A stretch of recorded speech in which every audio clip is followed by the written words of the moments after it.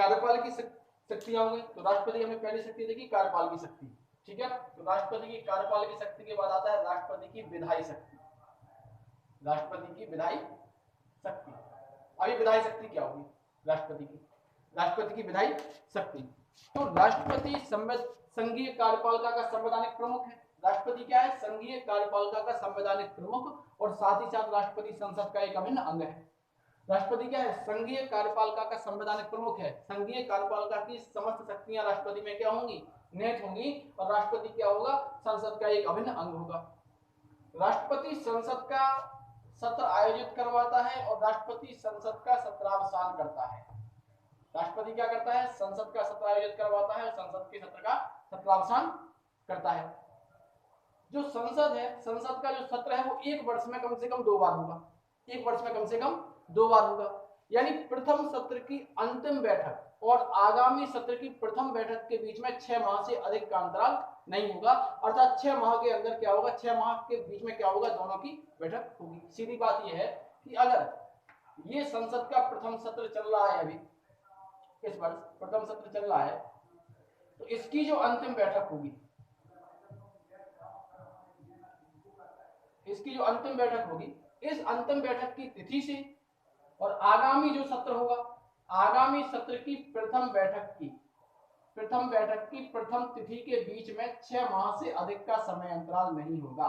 तो सीधी सी बात है, एक वर्ष में संसद के जो सत्र होंगे, उन दोनों 2 सत्र जो होंगे कम से कम, इन दोनों सत्रों में 6 माह से अधिक का समय अंतराल नहीं होगा। और 6 माह में क्या होगी, या फिर कहेंगे 1 साल में संसद क्या होगी? 2 बार बैठेगी या फिर 2 बार संसद काम करेगी कम से कम। अधिकतम तो कितना भी हो सकता है, जब संसद चाहे जितना चाहे बैठना, 6 बार 5 बार 10 बार अधिकतम, लेकिन कम से कम 2 बार बैठेगी एक बार में, या 2 बार इसके सत्र क्या होंगे? 1 साल में आयोजित होंगे, और इन दोनों सत्रों में 6 माह से अधिक का समय अंतराल नहीं होगा, ये कहता है।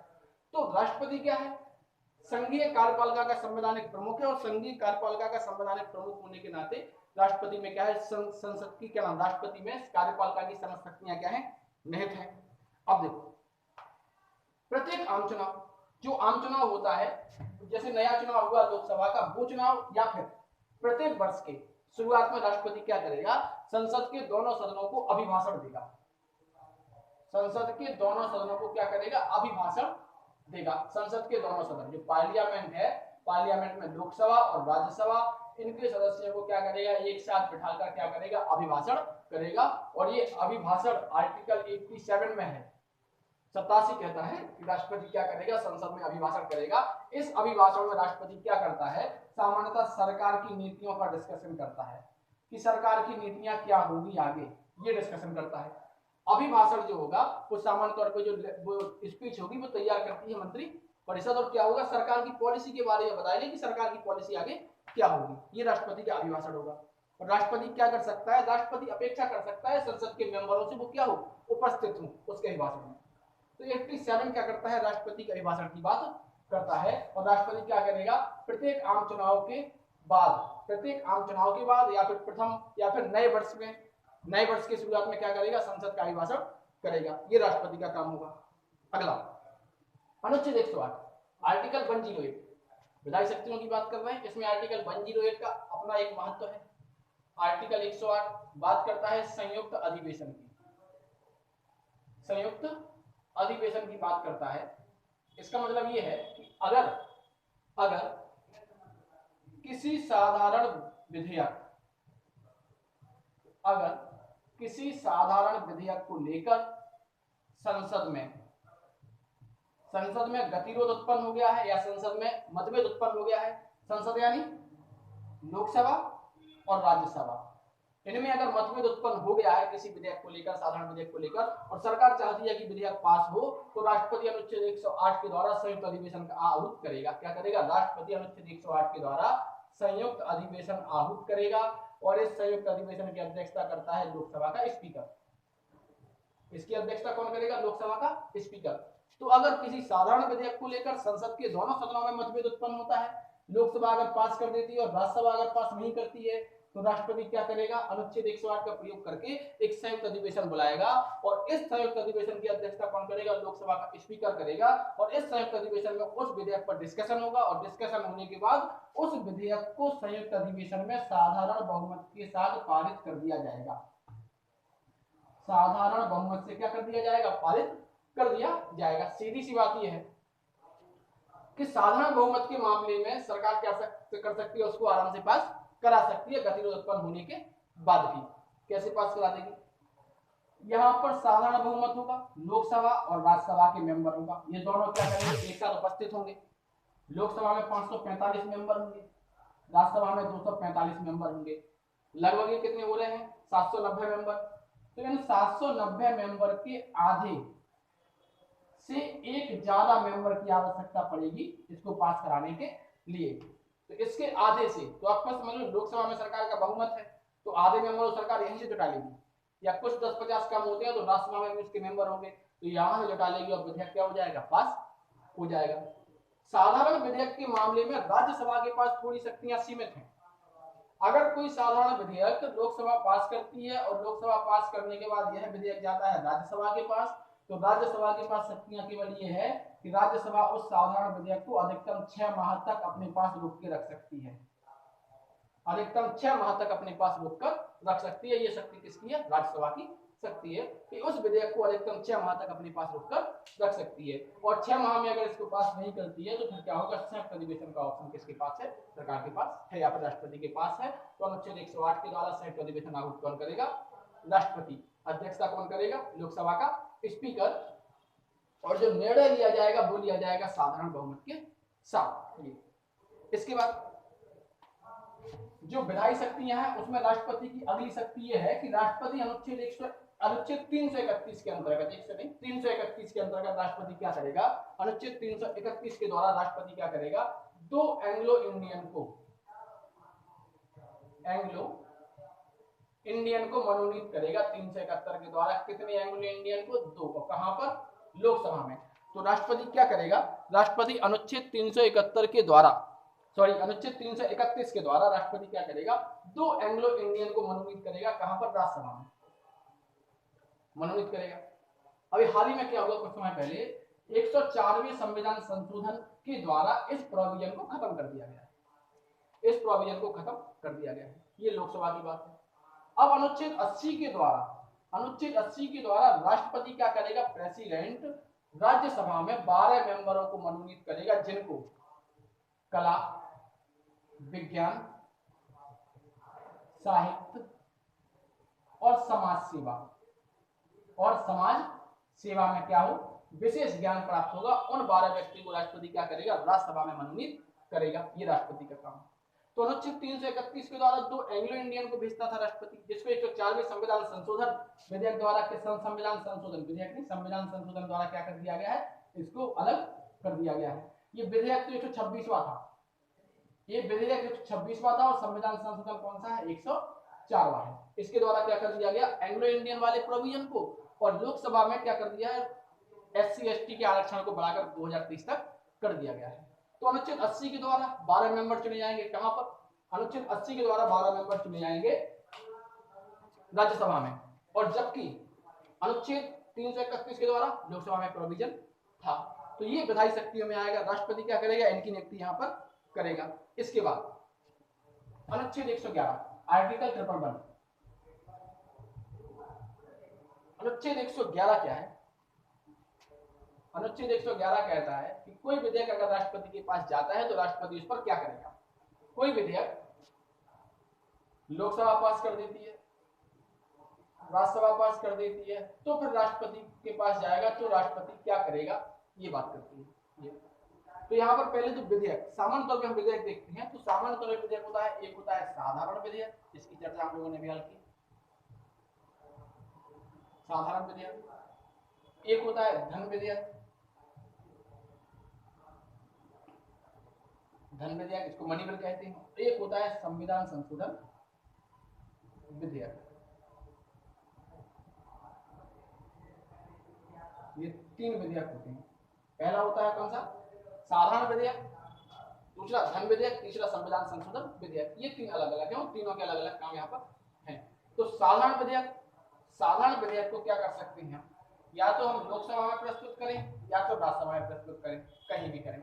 और इस विधेयक को, साधारण विधेयक जो है, इस विधेयक को क्या करेगा, लोकसभा अगर पास कर देता है तो राज्यसभा में जाएगा, तो राज्यसभा क्या कर सकता है, इसको अधिकतम 6 माह तक अपने पास रोक कर रख सकता है।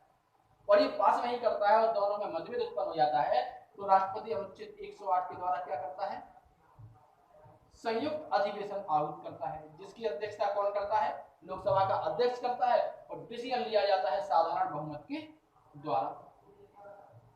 साधारण बहुमत के द्वारा क्या होगा, यहाँ पर डिसीजन लिया जाएगा इस मैटर में। धन विधेयक, अनुच्छेद 110 धन विधेयक की परिभाषा बताता है। 110 कहता है कि धन विधेयक, कौन सा विधेयक धन विधेयक होगा, ये अनुच्छेद 110 कहता है। अनुच्छेद 109 कहता है कि धन विधेयक केवल और केवल लोकसभा में पूरा स्थापित होगा, अर्थात धन विधेयक केवल और केवल कहां पर आएगा, लोकसभा में आएगा। अनुच्छेद 109 कहता है धन विधेयक केवल और केवल लोकसभा में आएगा, और जब धन विधेयक लोकसभा द्वारा पास करने के बाद राज्यसभा में जाएगा, तो राज्यसभा के पास केवल शक्ति इतनी है कि इस विधेयक को अपने पास केवल और केवल 14 दिन तक रोक कर रख सकती है। अगर राज्यसभा इन 14 दिन में धन विधेयक को पास नहीं करती है, तो धन विधेयक ऑटोमेटिकली क्या होता है, पास माना जाएगा, या धन विधेयक क्या हो जाएगा, ऑटोमेटिकली पास हो जाएगा। तो धन विधेयक अनुच्छेद 110 में इसकी परिभाषा है। 109 कहता है कि धन विधेयक केवल और केवल लोकसभा में क्या होगा, प्रस्थापित होगा, और धन विधेयक को राज्यसभा के पास केवल शक्तियां इतनी है कि वह इसको 14 दिन तक क्या कर सकती है, रोक कर रख सकती है, और 14 दिन तक अगर उसको पास नहीं करती है, कुछ नहीं करती है राज्यसभा, तो क्या होगा, ऑटोमेटिक पास माना जाएगा। कोई विधेयक धन विधेयक है या नहीं, इसका निर्णय लेगा लोकसभा का स्पीकर। लोकसभा का स्पीकर क्या करेगा, इसका डिसीजन लेगा कि कोई विधेयक धन विधेयक है या नहीं। तो आर्टिकल 110 कहता है इसकी डेफिनेशन, और आर्टिकल 109 क्या कहता है, इसकी प्रोसेस बताता है कि प्रोसेस क्या होगी इसकी। तो ये लोकसभा में क्या होगा, प्रस्तुत होगा। और अगला यहाँ पर विधेयक है संविधान संशोधन विधेयक। अगला क्या है, संविधान संशोधन विधेयक। तो आर्टिकल 368 क्या करता है, संविधान संशोधन की बात करता है, और संविधान संशोधन की प्रक्रिया हमने कहां से ली है, दक्षिण अफ्रीका से ये प्रक्रिया ली है। संविधान में संशोधन 3 प्रकार से हो सकता है, पहला, दूसरा और तीसरा। संविधान में 3 प्रकार से संशोधन ऐसे होगा कि पहले अगर हम संशोधन संविधान में करना चाहें तो साधारण बहुमत से संविधान में संशोधन हो सकता है, साधारण बहुमत से। जैसे किसी राज्य का नाम बदलना, किसी राज्य की सीमा में परिवर्तन करना, ये सब क्या होगा, साधारण बहुमत से होगा। दूसरा संविधान में संशोधन होता है विशेष बहुमत से, विशेष बहुमत से। और तीसरा यहां पर संविधान में संशोधन होगा विशेष बहुमत, विशेष बहुमत तथा आधे से अधिक राज्यों के समर्थन से, जैसे कि जीएसटी आया। तो विशेष बहुमत चाहिए और आधे से अधिक राज्यों को क्या चाहिए, समर्थन चाहिए। सिंपल सी बात है कि जब एनडीए सरकार आई तो आधे से अधिक राज्यों में इसकी सरकारें आ गई। उसके बाद जब सरकार आई, जिन्होंने जीएसटी क्या किया, विधेयक प्रस्ताव लाए, और लोकसभा ने पास कर दिया, राज्यसभा ने पास कर दिया, और आधे से अधिक राज्यों में इनकी सरकार थी ही, जिसमें इन्होंने क्या कर दिया, उसको वहां पर लागू, या उन सरकारों ने क्या कर दिया, परमिशन दे दिया। तमिलनाडु में जयललिता ने क्या कहा था कि जीएसटी तो मेरे जीते जी पारित हुआ ही नहीं, हुआ भी वही। जब वो चली गई तब क्या हुआ, जीएसटी पारित। उन्होंने ये तक कह दिया था कि जीएसटी जो है मेरे जीते जी तो नहीं होगा, और हुआ भी यही कि उनके जीते जी नहीं आया। जब वो मर गई तो उनके बाद, जब वो चली गई तो उनके बाद क्या हुआ, जीएसटी पास हुआ। तो विशेष बहुमत से। तो संविधान में 3 प्रकार से हम क्या कर सकते हैं, संशोधन कर सकते हैं। पहला संशोधन कैसे होगा, साधारण विधेयक से या साधारण बहुमत से। दूसरा विशेष बहुमत से। तीसरा विशेष बहुमत और आधे से अधिक राज्यों के परमिशन से। इसीलिए कहा जाता है कि भारत का संविधान कैसा है, भारत का संविधान अंशतः लचीला है। भारत का संविधान कैसा है, अंशतः लचीला है और अंशतः कठोर है। अंशतः कैसा है, कठोर, या फिर हम कहें नम्य और अनम्यता के बीच कैसा है, बैलेंस है भारत की संविधान। ये चीज है। अब देखो, राष्ट्रपति के पास अगर कोई विधेयक जाता है तो राष्ट्रपति अनुच्छेद 111 के द्वारा, राष्ट्रपति अनुच्छेद 111 के द्वारा क्या करेगा, 3 ऑप्शन राष्ट्रपति के पास है। अगर कोई विधेयक राष्ट्रपति के पास लोकसभा राज्यसभा से पास होकर जाता है तो अनुच्छेद 111 के द्वारा राष्ट्रपति के पास 3 ऑप्शन है, राष्ट्रपति 3 काम उस पर कर सकता है। पहला काम तो है उसको अनुमति दे देगा, अनुमति दे देगा यानी सिग्नेचर कर देगा तो कानून बन जाएगा। दूसरा है अनुमति नहीं देगा, अनुमति नहीं देगा।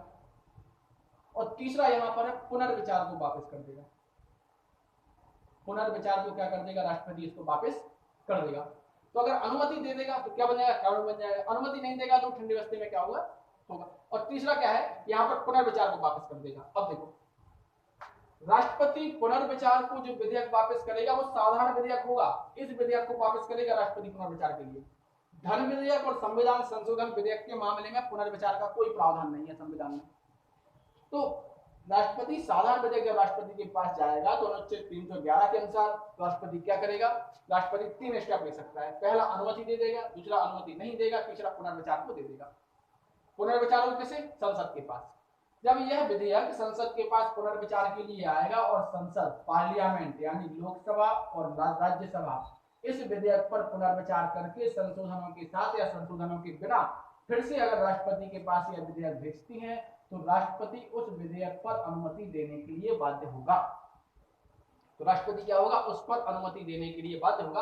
अगर पुनर्विचार के बाद संसद ने वह विधेयक फिर से पास करके या उस विधेयक में थोड़ा संशोधन कर दिया है, नहीं भी किया है और पास करके भेज दिया है राष्ट्रपति के पास, तो राष्ट्रपति क्या करेगा, उस पर अनुमति देने के लिए बाध्य होगा, चाहे कंडीशन कुछ भी हो। तो राष्ट्रपति को अनुमति यहाँ पर देनी पड़ेगी।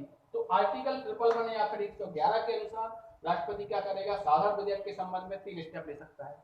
ये 3 स्टेप क्या है राष्ट्रपति के पास है कि राष्ट्रपति क्या करेगा, या तो अनुमति दे देगा, अनुमति नहीं देगा तो पुनर्विचार को वापस कर देगा, और या फिर नहीं देगा तो उसकी मर्जी है देना है या नहीं देना है, वो काम वहां पर करेगा। ठीक है। अब देखो आर्टिकल 123 1 to 3, जो आर्टिकल 1 to 3 है वो क्या कहता है। हम लोग शांतिकालीन शक्तियों की बात कर रहे हैं, शांतिकालीन शक्तियों में विधायी शक्तियों पर चर्चा कर रहे हैं। कार्यपाल की शक्तियां देख ली थी, विधायी शक्तियों पर क्या है, चर्चा कर रहे हैं कि राष्ट्रपति के पास विधायी शक्तियां क्या होंगी। अब आर्टिकल 1 to 3 क्या कहता है। आर्टिकल 1 to 3 या 123 संबंधित है राष्ट्रपति के अध्यादेश से। 123 संबंधित है राष्ट्रपति के अध्यादेश से, ऑर्डिनेंस से।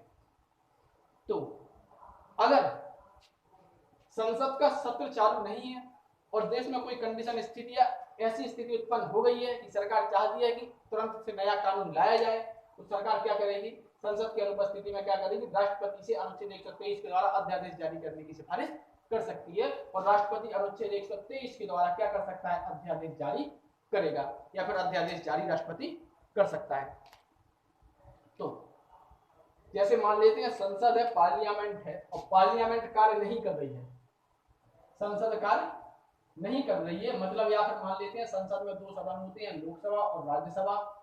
मान लेते हैं कि कोई स्थिति उत्पन्न हो गई है और कानून बनाना अनिवार्य है, और कानून बनेगा कैसे, जब लोकसभा पास करेगा, जब राज्यसभा पास करेगी, जब राष्ट्रपति साइन करेगा तो क्या हुआ, कानून बनेगा। लेकिन संसद तो काम कर ही नहीं रही है, और संसद अगर काम नहीं कर रही है, संसद का मतलब यहाँ पर हम देखेंगे चाहे तो लोकसभा चाहे तो राज्यसभा या फिर दोनों, अगर दोनों भी कार्य नहीं कर रहे हैं तो भी अध्यादेश जारी हो सकता है, दोनों में से एक कोई कार्य नहीं कर रहा है तो भी जारी हो सकता है। क्योंकि कानून बनने के लिए किसी विधेयक को लोकसभा के द्वारा पास होना अनिवार्य है, राज्यसभा के द्वारा पास होना अनिवार्य है, और फिर राष्ट्रपति की सिग्नेचर होना अनिवार्य है, तब वो कानून बनेगा। और अगर मान लो लोकसभा कार्य कर रही है, राज्यसभा कार्य नहीं कर रही है, तो कैसे कानून बनेगा। और अगर मान लेते हैं राज्यसभा कार्य कर रही है, लोकसभा कार्य नहीं कर रही है, तो क्या होगा। अगर मान लेते हैं दोनों ही सदन कार्य नहीं कर रहे हैं और कानून बनाना अनिवार्य है, तो क्या होगा, तो आर्टिकल 123 के द्वारा राष्ट्रपति अध्यादेश जारी करेगा। इस अध्यादेश की वही शक्तियां होंगी, वही प्रभाव होंगे जो एक कानून के होते हैं, जो किसके होते हैं, एक कानून के होते हैं। और यह अध्यादेश क्या होगा, अपने जिस दिन घोषणा होगी ना उस अध्यादेश की, उस दिन से 6 सप्ताह की अवधि तक क्या होगा, लागू होगा। उस दिन से 6 सप्ताह की अवधि तक लागू होगा। और क्या होगा, और जब संसद पुनः सम्मिलित होगी तो फिर क्या होगी, पुनः सम्मिलित में अगर संसद इसको पास कर देती है, लोकसभा राज्यसभा पास कर देते हैं और राष्ट्रपति को अनुमति दे देता है, तो यह अध्यादेश क्या बन जाएगा, कानून बन जाएगा। तो सामान्य तौर पर अनुच्छेद 123 क्या कहता है, अध्यादेश की बात करता है, और अध्यादेश की बात करता है। और जब अध्यादेश क्या होगा, जारी होगा, और जारी होने के बाद अध्यादेश जारी हो गया, सब कुछ हो गया, और बाद में जब संसद पुनः सम्मिलित हो जाती है, जब संसद क्या होगी, पुनः सम्मिलित हो जाती है, तो पुनः सम्मिलित होने के 6 सप्ताह के बाद ये क्या हो जाएगा, ऑटोमेटिक खत्म हो जाएगा। संसद क्या है, पहले कार्य में नहीं है और अध्यादेश जारी हो गया, अध्यादेश जारी होने के बाद 1 महीने 2 महीने बाद क्या है, संसद फिर से कार्य करने लगी है, तो जिस तारीख से कार्य करेगी उस तारीख से 6 सप्ताह के अंदर या 6 सप्ताह के बाद वो क्या होगा, अध्यादेश समाप्त हो जाएगा। अगर लोकसभा राज्यसभा उसको पास कर देते हैं तो वो क्या बन जाएगा, कानून बन जाएगा। राष्ट्रपति की अनुमति जब मिल जाएगी तो क्या बन जाएगा, अध्यादेश कानून बन जाएगा। अध्यादेश की शक्ति और प्रभाव वही होंगे जो किसके होंगे, जो एक कानून के होते हैं। अभी सरकार जो कृषि बिल लेकर आई है, एग्रीकल्चर बिल लेकर आई है, वो बिल कैसे हैं, अध्यादेश के द्वारा तीनों बिल क्या है, लाए गए हैं। तो ये अध्यादेश होगा राष्ट्रपति का, क्या होगा, अध्यादेश होगा। अब देखो ये हमारी थी शांतिकालीन शक्तियों में कार्यपालिकी शक्तियां। अब अगली जो शक्ति है वो है राष्ट्रपति की। अगली जो शक्तियां हैं, मतलब शांतिकालीन शक्तियों में ही अगली राष्ट्रपति की शक्ति है वो है न्यायिक शक्ति। न्यायिक शक्ति ये वो क्या है, न्यायिक शक्ति है ये राष्ट्रपति। अब देखो आर्टिकल 50 कहता है डीपीएसपी का, आर्टिकल 50 कहता है कि कार्यपालिका और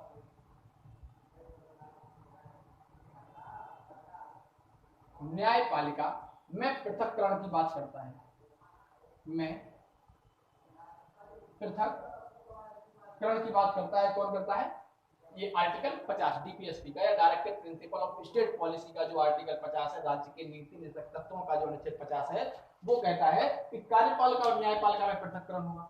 यानी ये एक दूसरे के कार्य में क्या नहीं करेंगे, हस्तक्षेप नहीं करेंगे, ज्यादा हस्तक्षेप यहाँ पर कार्य नहीं होगा, ठीक है ना, हस्तक्षेप यहाँ पर नहीं होगा। तो कार्यपालिका और न्यायपालिका को अलग अलग रखा गया। भारत में स्वतंत्र न्यायपालिका का कंसेप्ट है, स्वतंत्र न्यायपालिका का कंसेप्ट है भारत में, जो कि हमने कहां से लिया है, यूएसए से लिया है। भारत में स्वतंत्र न्यायपालिका का कंसेप्ट है, भारत की न्यायपालिका कैसी है, स्वतंत्र है, ठीक। तो अनुच्छेद 50 कहता है इन दोनों में क्या होगा, पृथक्करण होगा। कार्यपालिका या संसद और राज्य की विधानसभाओं के सदस्य सुप्रीम कोर्ट और हाई कोर्ट के न्यायाधीशों के बारे में तब तक चर्चा नहीं करेंगे तब तक उनके ऊपर महाभियोग प्रस्ताव नहीं चलाया जा रहा हो। या फिर संसद में सांसद सुप्रीम कोर्ट के न्यायाधीश या हाई कोर्ट के न्यायाधीश के बारे में कोई भी डिस्कशन नहीं करेंगे। डिस्कशन तब करेंगे जब उनको हटाए जाने का प्रावधान हो, तब उनको हटाए जाने का प्रावधान हो। यही विधायक या फिर यही क्या होगा, विधानसभाओं पर भी लागू होगा कि संसद और विधानसभाओं के सदस्य किसी न्यायपालिका के न्यायाधीश के बारे में तब तक चर्चा नहीं करेंगे जब तक उनके ऊपर हटाए जाने का प्रस्ताव ना हो। अनावश्यक चर्चा वहां पर नहीं होगी, इससे प्रेशर क्रिएट होगा। मतलब अगर उनकी चर्चा होती है तो प्रेशर, किसी न्यायाधीश का नाम अगर संसद में आता है बिना महाभियोग के द्वारा तो उस पर क्या आएगा, प्रेशर आएगा और न्याय क्या होगा, जस्टिस क्या होगा, वहां पर प्रभावित होगा। तो आर्टिकल 50 कहता है कार्यपालिका और न्यायपालिका का पृथक्करण। अब अनुच्छेद 72 72 कहता है, 72 कहता है 72 कि राष्ट्रपति को क्षमादान की शक्ति प्राप्त है।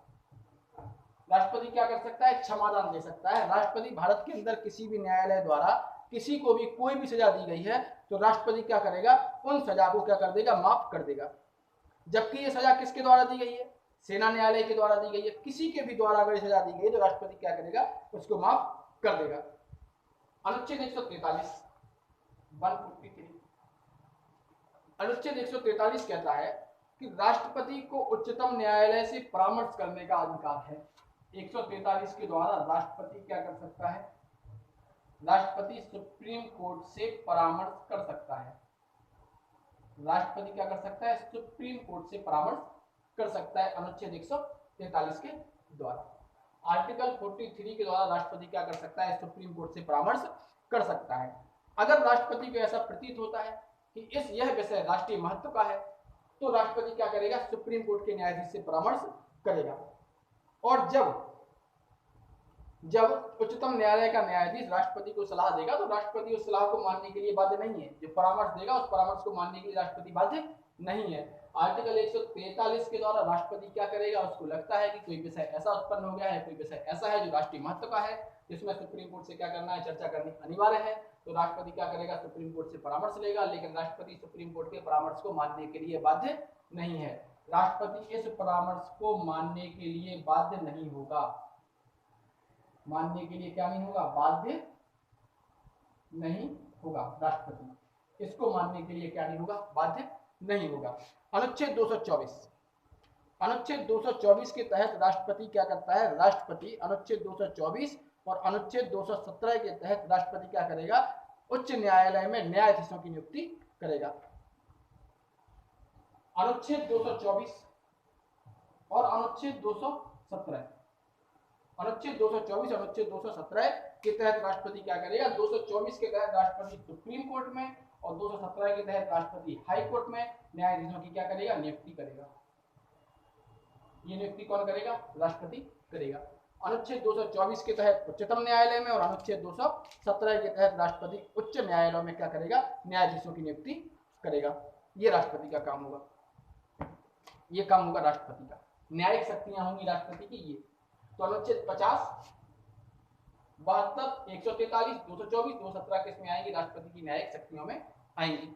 इसके बाद राष्ट्रपति की वित्तीय शक्तियां, राष्ट्रपति की फाइनेंशियल फंक्शन या फिर राष्ट्रपति की फाइनेंशियल पावर। वित्तीय शक्तियों में राष्ट्रपति के पास क्या क्या शक्तियां हैं, तो आर्टिकल जो वित्तीय शक्तियां हैं इसमें जो अनुच्छेद 112 है वो वित्तीय शक्तियों में अनुच्छेद 112 जो है ये कहता है राष्ट्रपति प्रतिवर्ष संसद के पटल पर आय और व्यय का विवरण प्रस्तुत करेगा। क्या करेगा, आय और व्यय का विवरण प्रस्तुत कराएगा वर्ष के प्रारंभ में।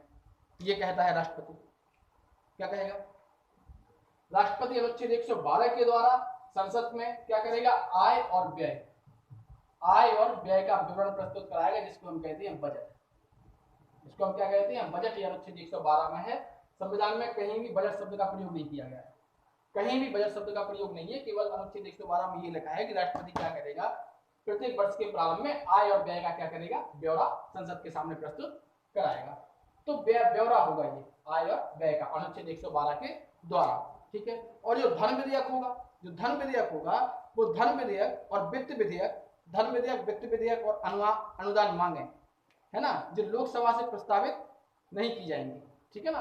तो धन विधेयक है वो राष्ट्रपति की अनुमति से ही आएगा सामान्य तौर पे, ठीक है। तो अनुच्छेद 112 के द्वारा राष्ट्रपति क्या करेगा, आय और व्यय जो होगा, आय और व्यय का विवरण क्या करेगा, प्रस्तुत कराएगा, जिनको हम क्या कहते हैं, बजट। ध्यान रखना है कि बजट शब्द का प्रयोग संविधान में कहीं नहीं है।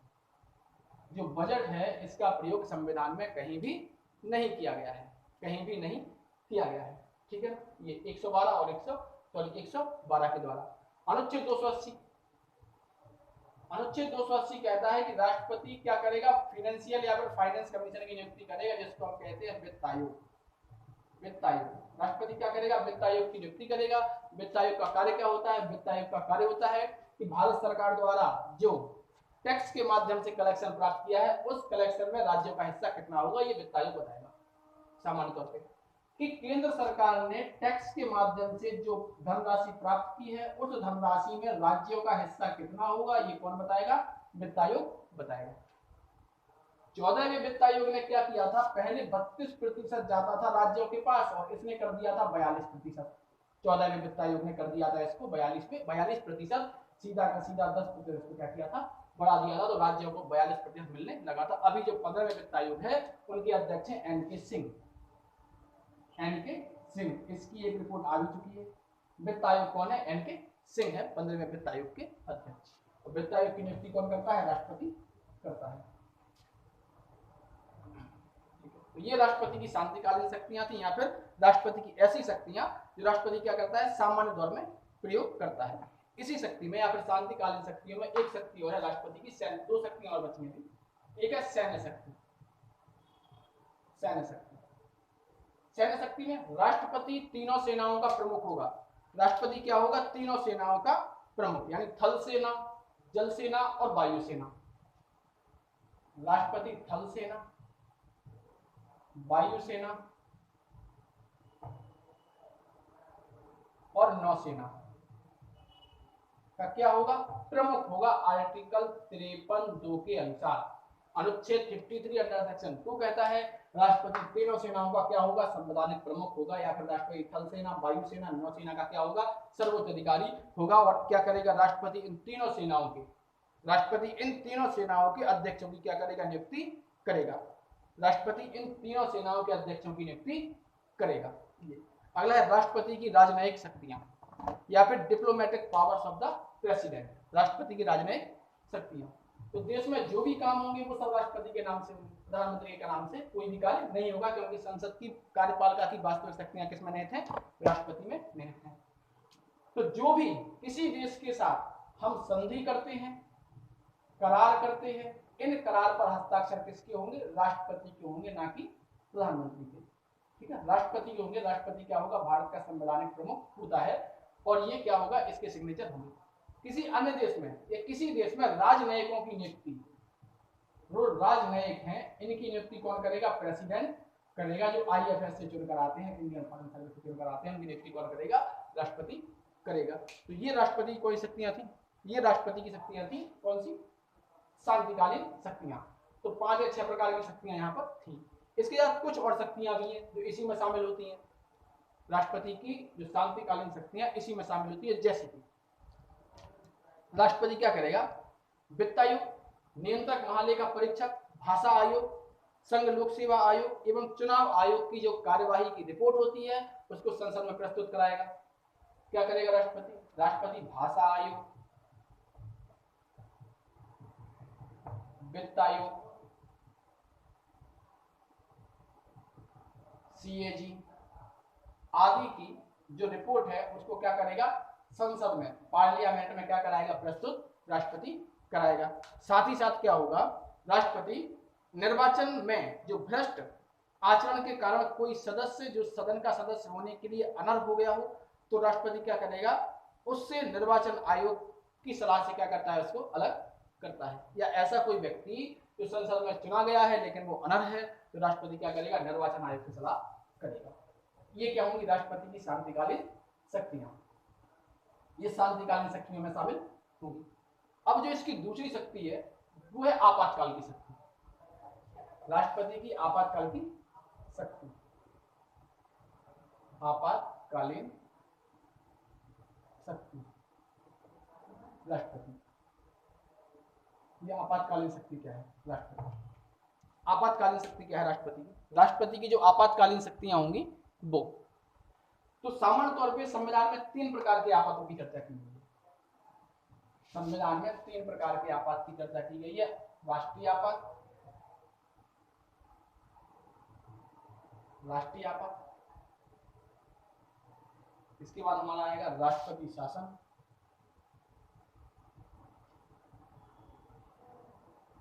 और इसके बाद आएगा वित्तीय आपात। 3 पहला यहाँ पर होगा राष्ट्रीय आपात, तो ये आएगा आर्टिकल 352 में, अनुच्छेद 352 में, और राष्ट्रपति शासन अनुच्छेद 360 में, और वित्तीय आपात अनुच्छेद 360 में ये होगा। ये 3 चीजें यहाँ पर होंगी। तो राष्ट्रीय आपात ऐसी स्थिति है जब किसी देश से हमें क्या हो? वाह आक्रमण हो जाए, वाह आक्रमण, तब युद्ध हो जाए, तब, या फिर राष्ट्र में सशस्त्र विद्रोह हो जाए। राष्ट्र में क्या हो जाए?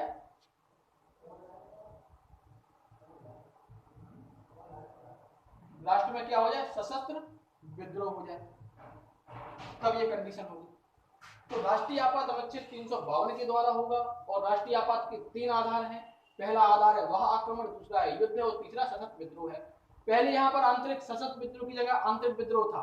इंदिरा गांधी ने आंतरिक विद्रोह का प्रयोग करके क्या किया था? राष्ट्रीय आपात लागू किया था।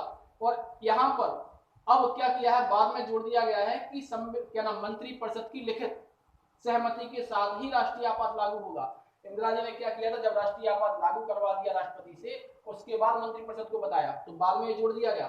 44वें संविधान संशोधन 1978 के द्वारा ये शब्द जोड़ा गया, आंतरिक विद्रोह को हटाकर सशस्त्र विद्रोह नामक शब्द यहाँ पर रख दिया गया कि विद्रोह कैसा होगा? सशस्त्र। जैसे कृषि बिल अभी देखा 26 जनवरी क्या हुआ था? कृषि बिल के विरोध में कुछ क्या थे जो लाल किले पर पहुंच गए तलवारें लेकर।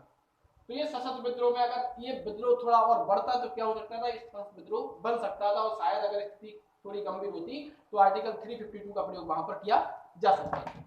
ठीक है, जब स्थिति गंभीर होती तब, सामान्य तौर पर नहीं तब।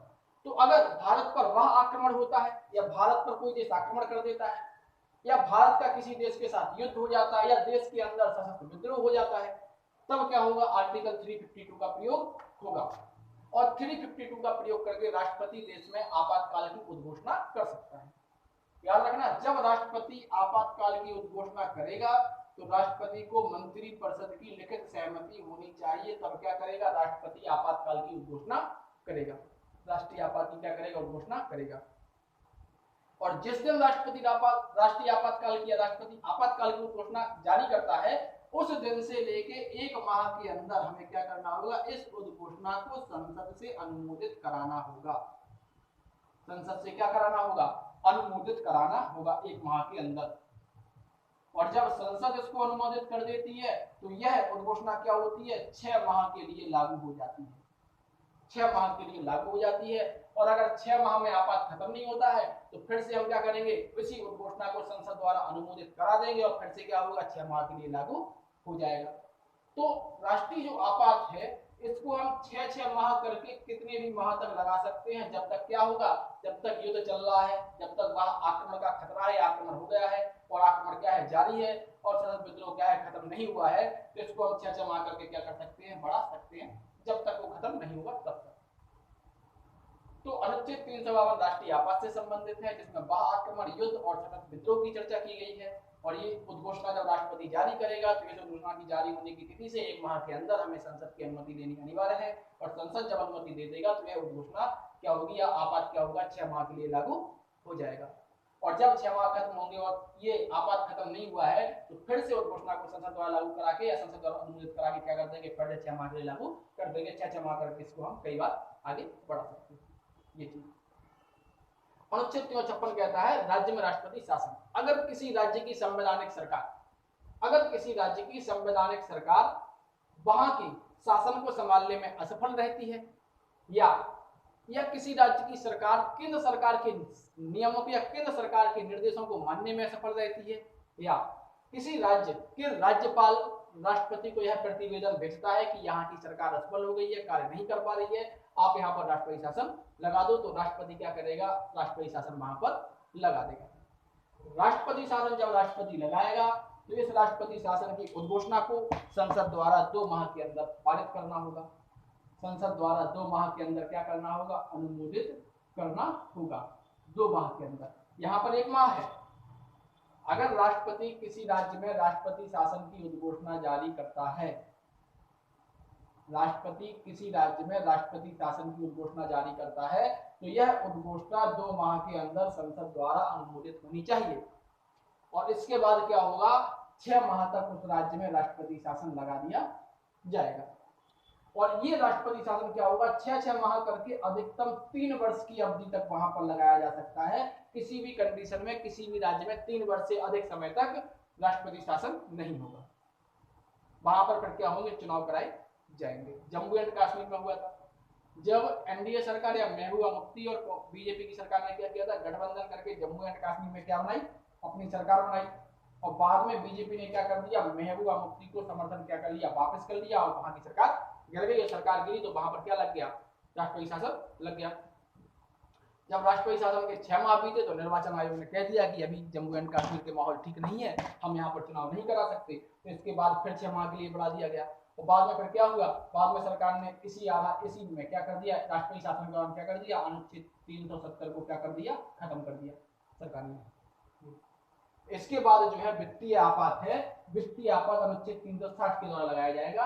जब राष्ट्र में क्या है, वित्तीय संकट उत्पन्न हो गया हो तो राष्ट्रपति क्या करेगा, वित्तीय आपात लागू कर देगा। ये जो वित्तीय आपात है इसकी उद्घोषणा भी क्या होगी, इसकी उद्घोषणा भी क्या होगी, राष्ट्रपति जब जारी करेगा तो 2 माह के अंदर संसद के द्वारा इस उद्घोषणा का अनुमोदन होना अनिवार्य है। संसद क्या करेगी, इसका अनुमोदन करेगी 2 माह के अंदर। और फिर 6 माह के लिए क्या होगा, राष्ट्रीय आपात या वित्तीय आपात लगा दिया जाएगा। और इसको 6-6 माह करके कितने भी समय तक इसको बढ़ा सकते हैं। और जब तक राष्ट्रीय वित्तीय आपात क्या नहीं होगा, खत्म नहीं होगा, तब तक इसको बढ़ाया जा सकता है। तो ये 3 राष्ट्रपति की आपातकालीन शक्तियां हैं। जो आपातकाल की शक्तियां राष्ट्रपति की ली गई हैं, ये आपातकालीन शक्तियां हमने ली है जर्मनी से क्या है, इन आपातकालीन शक्तियों को लिया गया है। तो आपातकालीन शक्तियां कितनी है? संविधान में 3 प्रकार के आपातकाल संकट की बात है। पहला 352, दूसरा 356, तीसरा 360। 352 राष्ट्रीय आपात की बात करता है, 356 राष्ट्रपति शासन की बात करता है, 360 किसकी बात करता है? वित्तीय आपात की बात करता है। तो ये 3 होंगे और ये प्रोसेस होगा इन तीनों।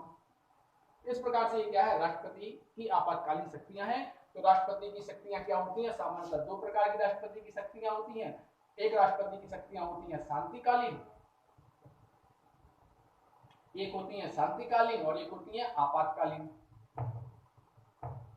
आपातकालीन। तो शांतिकालीन शक्तियों में राष्ट्रपति की कई शक्तियां होती हैं जिसकी हम लोगों ने चर्चा की है। जैसे कि अगर हम एग्जांपल लें तो जैसे कि कार्यपालिकी शक्ति, इसकी हम लोगों ने चर्चा की है। कार्यपालिकी शक्ति, विधायी शक्ति, विधायी शक्ति ये राष्ट्रपति की होगी। तीसरा यहां पर होगा न्यायिक शक्ति, न्यायिक शक्ति। चौथी अगर हम राष्ट्रपति की शक्ति की बात करें तो चौथी होगी वित्तीय शक्ति, वित्तीय शक्ति। पांचवी शक्ति की बात करें तो पांचवी शक्ति होगी राष्ट्रपति की सैन्य शक्ति, सैन्य शक्ति। इसमें राष्ट्रपति क्या होता है? तीनों सेनाओं का प्रमुख होता है। और अगली शक्ति की बात करें तो अगली जो शक्ति होगी राष्ट्रपति की वो यहां पर शक्ति होगी राजनयिक शक्ति, राजनयिक शक्ति। ये राष्ट्रपति की शांतिकालीन शक्तियां होती हैं। ये राष्ट्रपति की शांतिकालीन शक्ति होंगी। और राष्ट्रपति की आपातकालीन शक्तियां जो होंगी वो ये 3 होंगी।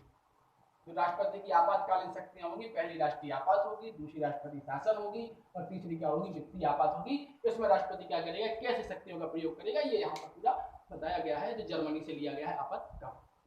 तो ये राष्ट्रपति की शक्तियां, दोनों प्रकार की शक्तियां, पहली शांतिकालीन, दूसरी आपातकालीन शक्तियां।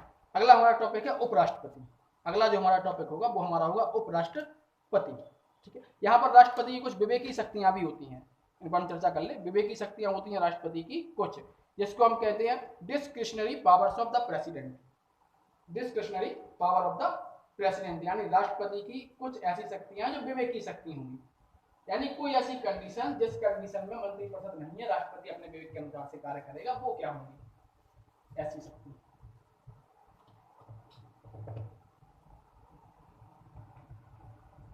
वो शक्तियां क्या होंगी इसको देखते हैं हम। तो राष्ट्रपति की जो विवेकी शक्तियां होंगी वो ये होता है कि अनुच्छेद 53 कहता है कि संघ की कार्यपालिका शक्ति में निहित होगी। संघ की कार्यपालिका शक्ति किसमें निहित होगी? राष्ट्रपति में निहित होगी। और अनुच्छेद 74 कहता है कि राष्ट्रपति को सलाह देने के लिए एक मंत्रिपरिषद होगी। अनुच्छेद 74 कहता है कि राष्ट्रपति को सलाह देने के लिए एक मंत्रिपरिषद होगी जिसका मुखिया प्रधानमंत्री होगा। इसका मुखिया कौन होगा? प्रधानमंत्री होगा। और राष्ट्रपति मंत्रिपरिषद की सलाह से क्या करता है? काम करता है। तो राष्ट्रपति क्या करेगा? मंत्रिपरिषद की सलाह से कार्य करेगा। किंतु अनुच्छेद जो क्या नाम 44वां संविधान संशोधन है, जो 42वां संविधान संशोधन 1976 है, उसके द्वारा ये कह दिया गया था, जो 1976 में हुआ था, कौन सा हुआ था? 42वां संविधान संशोधन। इसको हम लोग क्या कहते हैं? मिनी कॉन्स्टिट्यूशन अमेंडमेंट कहते हैं, या मिनी कॉन्स्टिट्यूशन कहते हैं इसको। जो संविधान संशोधन था 42वां, इसको हम कहते हैं लघु संविधान। लघु संविधान मतलब इसमें संविधान में इसके द्वारा इतने परिवर्तन किए गए कि अपने आप में ये क्या बन गया? एक छोटा संविधान बन गया। तो 42वें संविधान संशोधन 1972 के द्वारा, 1976 के द्वारा, 76 के द्वारा, 1976 के द्वारा, 76 के द्वारा, जो 42वां संविधान संशोधन 1976 हुआ था, इसके द्वारा क्या हुआ कि जो फंडामेंटल ड्यूटीज थी या मौलिक कर्तव्य थे वो जोड़ दिए गए। साथ ही साथ इसमें यह कह दिया गया कि राष्ट्रपति मंत्रिपरिषद की सलाह को मानने के लिए बाध्य होगा। राष्ट्रपति क्या होगा? राष्ट्रपति मंत्रिपरिषद की सलाह के अनुसार कार्य करेगा। और बाद में क्या हुआ? आगे चल के 44वें संविधान संशोधन द्वारा क्या कर दिया गया? इसमें ये जोड़ दिया गया 44वें संविधान संशोधन द्वारा कि राष्ट्रपति मंत्रिपरिषद की जो सलाह है उसके लिए क्या कर सकता है? एक बार पुनर्विचार के लिए वापस भेज सकता है। राष्ट्रपति पुनर्विचार पे एक बार वापस भेज सकता है, लेकिन पुनर्विचार के बाद जो सलाह आएगी उसको मानने के लिए राष्ट्रपति क्या होगा? बाध्य होगा। अब राष्ट्रपति की जो विवेकी शक्तियां, उन विवेकी शक्तियों में ऐसा है कि अगर देश में चुनाव होते हैं लोकसभा के, और लोकसभा के चुनाव होते हैं, और इस लोकसभा के चुनाव में खंडित जनादेश प्राप्त हुआ है।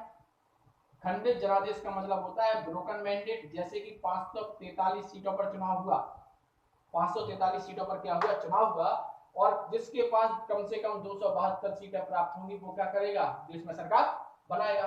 अब मान लेते हैं 4 पार्टियां यहाँ पर खड़ी हैं, एक बीजेपी चुनाव में खड़ी है, एक कांग्रेस चुनाव में खड़ी है, एक बीएसपी खड़ी हुई है, और एक मान लेते हैं एसपी खड़ी है, समाजवादी पार्टी। अब 543 सीटों में से 150 मिली बीजेपी को, 150 मिली कांग्रेस को, 100 मिली इसको और 100 मिली इसको, और बाकी जो सीटें हैं उन पर या तो निर्दलीय चुने गए या फिर अन्य पार्टियां जो हैं उन पार्टियों के मेंबर यहाँ पर चुने गए।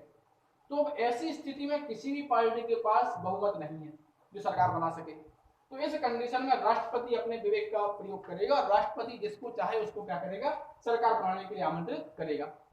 और जब सरकार बनेगी तो फिर क्या होगा, वहां पर बहुमत सिद्ध करने को कहा जाएगा, और अगर बहुमत सिद्ध कर दिया जाएगा और सरकार बनी रहेगी और बहुमत सिद्ध नहीं होगा तो राष्ट्रपति क्या करेगा, फिर क्या होगी, सरकार गिर जाएगी, सरकार गिर जाएगी। तो ये क्या होगा, खंडित जनादेश में राष्ट्रपति क्या करेगा, किसी को सरकार बनाने के लिए आमंत्रित कर सकता है। जैसे कि अगर एग्जाम्पल ले राज्यों का, तो महाराष्ट्र में हुआ था, बीजेपी को आमंत्रित किया गया, हालांकि उनके पास सीटें नहीं थी, और देवेंद्र फडणवीस क्या बन गए, मुख्यमंत्री बन गए। जब बहुमत सिद्ध करने को कहा गया तो बहुमत था, उन्होंने इस्तीफा दे दिया, और बाद में उद्धव ठाकरे क्या बने, वहां के मुख्यमंत्री बने। ऐसे ही फिर क्या हुआ, बाद में मध्य प्रदेश में देखा गया, राजस्थान में भी ऐसी कंडीशन थोड़ी उत्पन्न हुई। तो ये खंडित जनादेश होता है जहां पर कोई पार्टी निश्चित सीटों की संख्या प्राप्त ना कर पाए जो सरकार बनाने के लिए आवश्यक है, या फिर 543 सीटें हैं तो 543 में 272 सीटें चाहिए चुनाव या वहां पर सरकार बनाने के लिए, इतनी प्राप्त ना हो तो ये क्या है, खंडित जनादेश होगा। तो ऐसी स्थिति में क्या होंगे, राष्ट्रपति के पास अधिकार होंगे, या राष्ट्रपति क्या होगा, कुछ विवेक के अनुसार कार्य राष्ट्रपति अपना करेगा। ठीक है, इसके बाद आता है भारत का उपराष्ट्रपति। भारत का उपराष्ट्रपति